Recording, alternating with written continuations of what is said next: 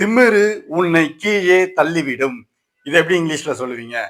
Arrogance will bring you down அப்படின்னு சொல்லலாம். ஆனா இதே விஷயத்த 6 விதமா சொல்லலாம். இந்த 6 வெரைட்டியும் நீங்க பிராக்டிஸ் பண்ணீங்கன்னா உங்களுக்கு இங்கிலீஷ் ஃப்ளூயன்ட் வந்து நல்லா இம்ப்ரூவ் ஆகும்.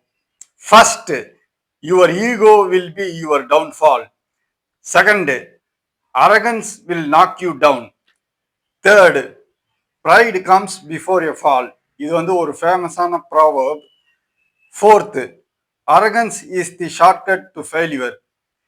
Fifth, blind spots are created by a big ego.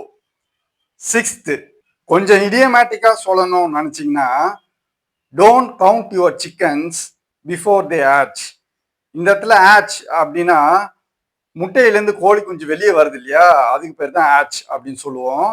அதாவது முட்டைகள் பொரிப்பதற்கு முன்பே கோழி குஞ்சுகளை எண்ணாதே அப்படின்ற மீனிங் வரும். Don't count your chickens before they hatch. இது மாதிரி 6 விதமா சொல்லலாம்.